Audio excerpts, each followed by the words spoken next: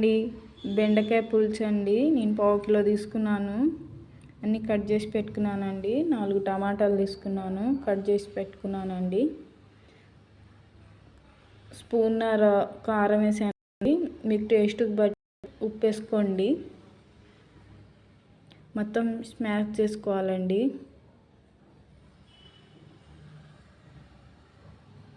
మంచి గుజ్జు వస్తుందండి. చూడండి ఎంత గ్రేవీ లాగా వచ్చిందో.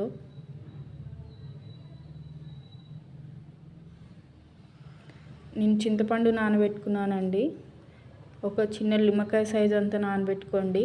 మళ్ళీ ఎక్కువైతే పులుపు ఎక్కువైద్ది. ఇంకొద్దిగానే పోస్తున్నాను.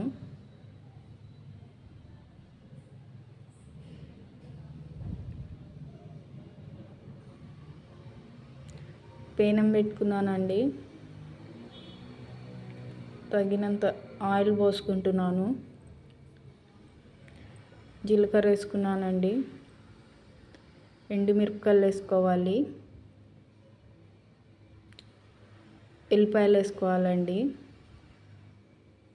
లైట్గా ఫ్రై అవ్వాలి. ఫ్రై అయ్యాక కరివేపాకు వేసుకుంటున్నానండి. పచ్చిమిరపకాయలు వేసుకుంటున్నాను.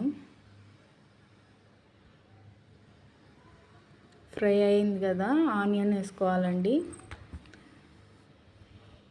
పచ్చివాసన పోయిందాక ఫ్రై చేసుకోవాలి. చూడండి లైట్గా ఫ్రై అయింది కదా, ఇంకా సేపు చేసుకోవాలి.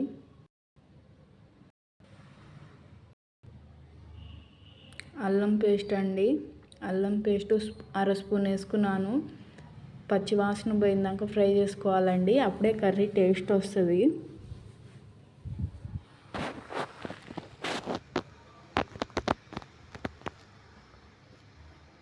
మంచి ఫ్రై అయింది కదా, కట్ చేసుకున్న బెండకాయలు వేసుకోవాలండి. ఇప్పుడు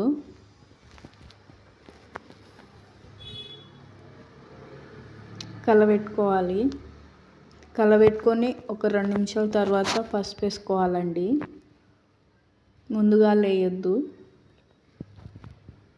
చూడండి 2 నిమిషాలు అయింది కదా, పసుపు వేసుకుంటున్నాం. మొత్తం కలబెట్టుకోవాలండి.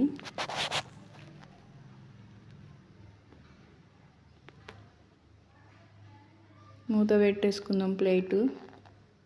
మళ్ళీ 2 మినిట్స్ తర్వాత అండి కలుపుకోవాలి అడుగంటకుండా.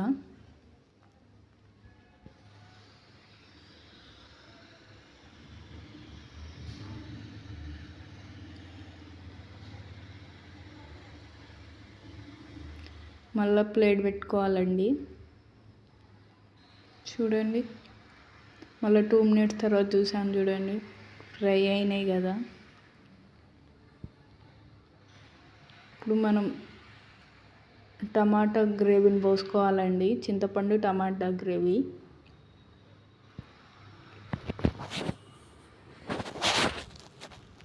కొద్దిగా వాటర్ పోసుకోవాలండి. కలబెట్టుకొని ఒక 2 మినిట్స్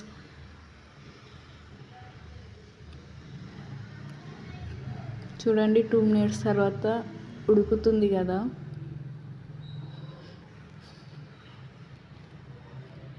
తగినంత సాల్ట్ వేసుకోవాలండి మీకు టేస్ట్ని బట్టి. మళ్ళీ ప్లేట్ పెట్టేసుకుందామండి. ఒక 3 మినిట్స్. చూడండి మంచి కుక్ అవుతుంది కదా.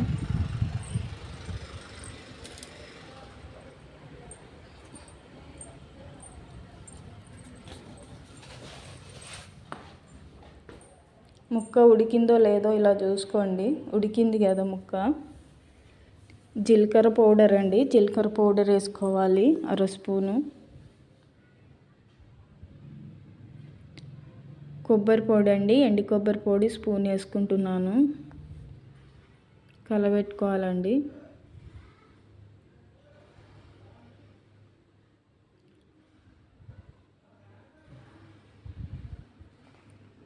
ప్లేట్ పెట్టుకోవాలి. మళ్ళీ 5 మినిట్స్ అండి. మంచి కుక్ అవుతుంది కదా. ఎంత బాగుంటుందో అండి, అసలు చాలా అంటే చాలా బాగుంటుంది. అసలు ఇది మర్చిపోని రెసిపీ అండి. లైక్ చేయండి, సబ్స్క్రైబ్ చేయండి, షేర్ చేయండి.